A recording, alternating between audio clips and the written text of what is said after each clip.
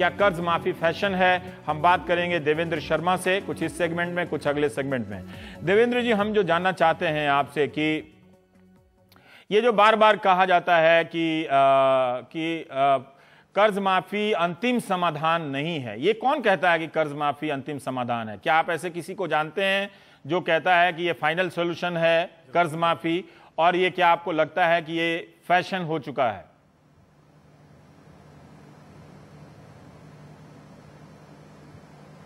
ये बहुत दुर्भाग्य है जो आज वेंकैया नायडू साहब ने कहा कि कर्ज माफी एक फैशन बन चुका है।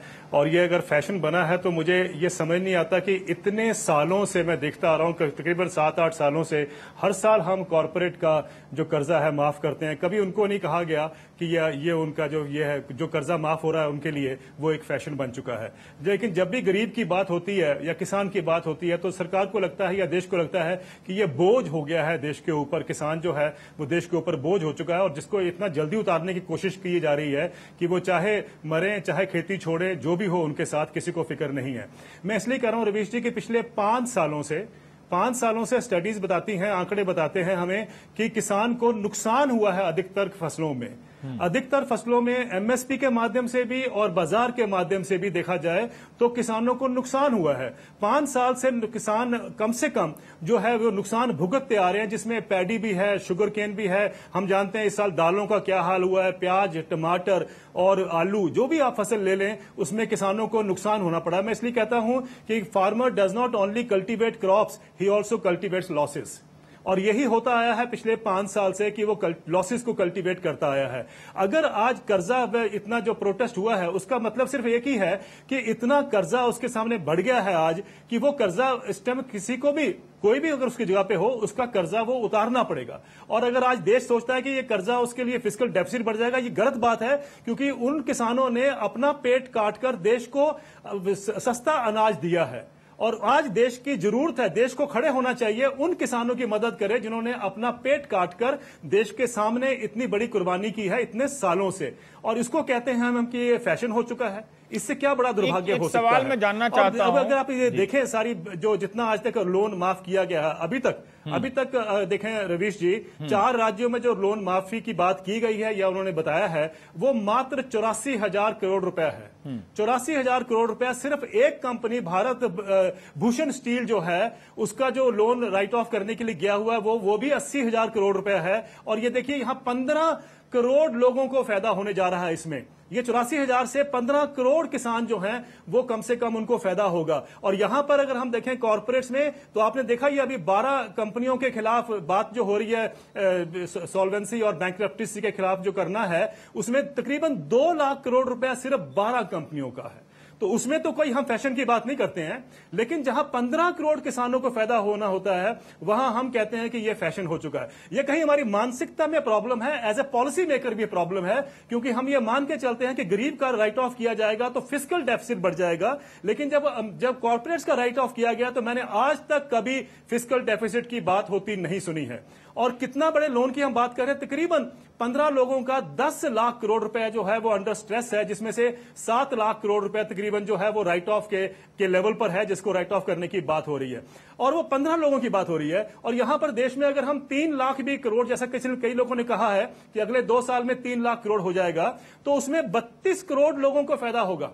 3 लाख करोड़ रुपए में क्या हो जाएगा, जबकि सिर्फ टेलीकॉम सेक्टर का ही अगर हम देख लें, अभी जो बात हो रही है 4 लाख करोड़ रुपए का राइट ऑफ या उसको रिस्ट्रक्चरिंग की बात हो रही है। किसी ने उसको ऑब्जेक्शन नहीं किया, किसी ने फैशन की बात नहीं की है। और किसानों का अगर 32 करोड़ लोगों को अगले 2 साल में 2019 तक फायदा होता है, तो मुझे नहीं समझ आता कि मिडिल क्लास को या शहर के लोगों को उसमें नाराजगी नहीं बल्कि खुश होना चाहिए कि हमने कम से कम अपना शेयर जो है, जो किसानों ने आपका पेट काट के आपको आज तक फीड किया है या आपको इन्फ्लेशन कंट्रोल करने में मदद की है, वो उनका भी दायित्व बनता है जो वो पे बैक कर रहे हैं। देवेंद्र जी, मैं एक बात जानना चाहता हूं कि बहुत से लोग ये समझना चाहते हैं और वो कहते हैं कि एक बार आप लोन माफ करें तो कोई बैंक किसानों को लोन नहीं देगा और फिर किसान कभी लोन नहीं चुकाएंगे। क्या अब इस पे आपके पास कोई जानकारी है जिसके जो ऐसा सोचते हैं उन्हें कोई जवाब मिल सके कि हमारा किसान लोन लेता है तो वो लोन नहीं देना चाहता है, वो लोन जिस तरह से उसका जो छुपाने का वो इंतजार करता है कि कोई चुनाव आएगा तो वो लोन उसका माफ हो जाएगा, इसलिए लोन नहीं देते हैं। क्या इसके बारे में उनके लोन चुकाने की क्षमता या प्रदर्शन पे को लेकर कोई आंकड़ा है आपके पास? देखिए, मेरा ये मानना है कि जहां भी मैं जाता हूं देश में, वहां पर किसान ये कहते हैं कि हमारा लोन मत माफ करो, लेकिन हमें अपनी फसल का दाम दे दो। वो तो लोन नहीं चाहते माफ करना, और वो हर बार ये भी कहते हैं कि इतना कॉर्पोरेट्स का लोन क्यों माफ किया जाता है, वो भी ये बात को जानते हैं। मैं पहले एक बात आपसे थोड़ा सा एक इंफॉर्मेशन देना चाहूंगा कि अभी जो स्टैंडिंग कमेटी पार्लियामेंट की थी, जिसने ये नॉन परफॉर्मिंग एसेट को स्टडी किया था, उनकी जो रिपोर्ट अभी आई है उसमें ये कहा गया है कि तकरीबन 7 लाख करोड़ रुपए का जो अभी नॉन परफॉर्मिंग एसेट है, उसमें 70% कॉर्पोरेट्स का है, सिर्फ 1% जो है वो किसानों का है। अब देखिए, 1% किसानों का, और वो भी उनके हालात के बाहर होता है, क्योंकि मौसम आप जानते हैं, कभी सूखा कभी बारिश, ये सब उसको झेलना पड़ता है, और भी कीड़े और ये सब प्रॉब्लम जो उसके हाथ में नहीं है, उसको करने के बावजूद भी उसका 1% सिर्फ डिफॉल्ट है। ये बहुत बड़ी बात है, ये बहुत बड़ा मैसेज है। लेकिन ये सोचना कि भाई किसान चाहता है कर्जा माफी हो, ये बिल्कुल गलत धारणा है। किसान को उसका दाम दे दीजिए। अब दाम कैसे बनाया जाता है, ये हमें समझने की जरूरत है। हमारा जो मिनिमम सपोर्ट प्राइस है, वो तो सिर्फ कॉस्ट ऑफ प्रोडक्शन को कवर करता है, यानी जो उसने खर्चा किया है किसान को मिल जाता है। तो किसान ने अपने बच्चे भी पालने हैं, उनको पढ़ाना भी है, उनकी शादियां भी करनी है, हॉस्पिटल के खर्चे भी हैं। आज ये सिचुएशन है रवीश जी कि एनएसएसओ का आंकड़ा कहता है कि हमारे देश में 70% किसान जो हैं उनके पास 1 हेक्टेयर से जमीन कम है, 1 हेक्टेयर से कम जमीन है उनके हाथ में, और वो सब के सब जो हैं वो उनका जो खर्चा है वो उनकी आमदनी से ज्यादा है। तो वो तो उनको तो कर्जे पे कर्जा, क्योंकि हमने ऐसा स्ट्रक्चर बना दिया कि प्राइसेस को हमने कम रखा हुआ है, उसको फ्रीज किया हुआ है। जो बीच वाले छोटे किसान रह गए, जो कम से कम अगर हम गिने 1 से लेकर 2 हेक्टेयर के बीच में, उनका भी अगर देख ले तो कम से कम उनका 15% 20% जो है वो ज्यादा से ज्यादा वो कमा पाते हैं अपनी उसके जो उन्होंने लिया है एक्सपेंडिचर्स, मतलब उनका कम होता है इतना। लेकिन वहां पर भी हम देखें तो 80 या 83% जो छोटे किसान है हमारे, क्योंकि हमने दाम इतने कम रखे हुए हैं, और मैंने कई बार कहा कि दाम 45 साल में 19 गुना बढ़े हैं मिनिमम सपोर्ट प्राइस गेहूं का। लेकिन सरकारी मुलाजमों की जो तनख्वाह है या सैलरी है वो इसी पीरियड में 45 सालों में 1970 और 2015 के बीच में 120 से 150 गुना बढ़ी है। कॉलेज के प्रोफेसरों की सैलरी सिर्फ बेसिक पे और डीए 150 से 170 गुना बढ़ा है, और किसान का जो मिनिमम सपोर्ट प्राइस है वो मात्र 19 गुना बढ़ा है गेहूं के उसमें देखें। तो किसान की तो इनकम जो है वो फ्रीज की जा चुकी है। और मैं ये जानता हूं, आप भी मानेंगे, अगर सरकारी मुलाजमों की भी इनकम 5वें वेतन आयोग पे फ्रीज कर दी गई होती तो बहुत सारे लोग आत्महत्या भी कर चुके होते और नौकरी छोड़ भी चुके होते।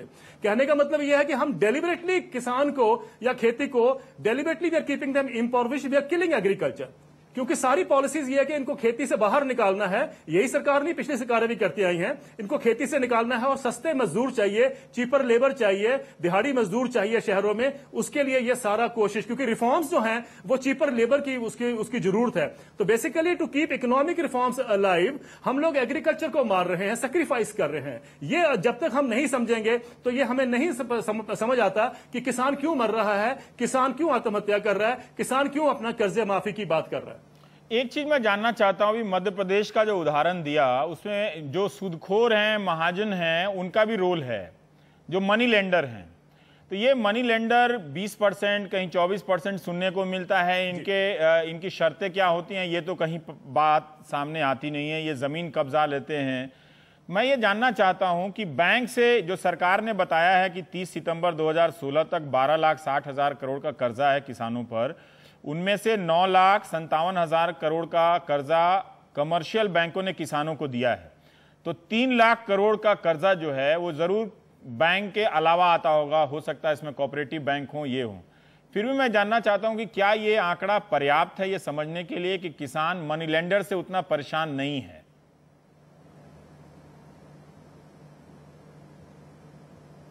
अभी जो सबसे लेटेस्ट जो रिपोर्ट आई है नेशनल क्राइम रिकॉर्ड ब्यूरो की, जो 2015 तक की सुसाइड का आंकलन करता है या 2015 की सुसाइड का आंकलन करता है, उसका यह कहना है कि 80% जो आत्महत्याएं हो रही हैं वो बैंक लोन के करके हो रही हैं। ये बड़ा, हम नॉर्मली कहते हैं कि जो मनी लेंडर्स के लोन हैं वो रिस्पॉन्सिबल हैं, लेकिन ये 2015 की रिपोर्ट कहती है कि 80% जो सुसाइड्स हैं वो बैंक लोन के करके हो रही है। ये हमें पहले एक तो बात ये स्पष्ट मैं कर दूं। दूसरी बात है कि टोटल देश का जो आपने कहा 12,60,000 करोड़ रुपए कर्जा है किसानों के ऊपर, उसमें से तकरीबन 44% ये माना जाता है कि वो जो है वो आड़तियों से या मनी लेंडर से आता है, और अधिकतर जो बाकी रह गया है वो बैंकिंग सिस्टम से आता है या कोऑपरेटिव बैंक से, उनसे आता है। एक इसमें दो प्लेयर और हैं जिनकी बात नहीं होती है कभी भी। एक, वो दोनों ऑर्गेनाइज्ड हैं। मनी लेंडर तो हम मान के चलते हैं कि अनऑर्गेनाइज्ड है और वो जो भी करता है वो सबके सामने है कि बहुत किसान को एक्सप्लॉइट करता है। लेकिन एक नॉन बैंकिंग फाइनेंशियल कंपनी भी होती है रवीश जी, ये 11-12 कंपनियां हैं। अब देखिए बड़े इंटरेस्टिंग बात है कि नॉन बैंकिंग जो फाइनेंशियल कंपनीज हैं ये ऑर्गेनाइज्ड हैं, और इनके अगर आप देखो स्टॉक्स इनके हर एक चीज के बढ़ते जाते हैं, किसानों की आत्महत्या भी बढ़ती जाती है। अब जब ये ट्रैक्टर का लोन फाइनेंस करती हैं तो ये तकरीबन 14 से लेकर 18% के बीच में ट्रैक्टर का लोन फाइनेंस किया जाता है। ठीक है, नया ट्रैक्टर जो लेते हैं। जब मर्सिडीज कार की हम बात करते हैं फाइनेंस के लिए तो 6% पे लोन उसमें दिया जाता है। और दूसरा, जब ये सेकंड हैंड ट्रैक्टर जब ये फाइनेंस करती हैं ये कंपनियां, तो आपको हैरानगी होगी 24 से 27% ये रेट चार्ज करती हैं। अब इसकी कोई बात नहीं होती है। मनी लेंडर को तो हम बदनाम करते ही हैं, आड़तिया तो काम पे आता है उनके, लेकिन ये नॉन बैंकिंग फाइनेंशियल कंपनी का जो रोल है ये भी हमें बहुत समझने की जरूरत है। बैंक खुद लोन देना नहीं चाहते, वो नॉन बैंकिंग की तरफ डाइवर्ट कर देते हैं। आज मैंने दूसरी बात है माइक्रो फाइनेंस इंस्टीट्यूट भी होते हैं। माइक्रो फाइनेंस इंस्टीट्यूट देख लें तो उनकी जो एवरेज है रेट ऑफ इंटरेस्ट वो 20 और 24 के बीच में आता है। ये और 20 और 24 के बीच में आता है। देवेंद्र जी, कारण है कि किसान के ऊपर चाहे वो ऑर्गेनाइज्ड हो या अनऑर्गेनाइज्ड हो। जी, मैं एक ब्रेक लूंगा, लेकिन आप दर्शक समझ भी रहे हैं कि गाय बकरी पे चर्चा नहीं होने से कितनी महत्वपूर्ण बातें सामने आती हैं। किसान जो ट्रैक्टर खरीदता है, नया खरीदता है तो भी 12 से 14% का उसको ब्याज देना पड़ता है, मर्सिडीज से ज्यादा, और पुराना खरीदता है तो 20%। ये कौन से हिसाब से, ये कहाँ पढ़ाया जाता है, हार्वर्ड में या हरियाणा में? ब्रेक के बाद हम बात करेंगे इन्हीं कर्ज के तमाम पहलुओं के बारे में देवेंद्र शर्मा से।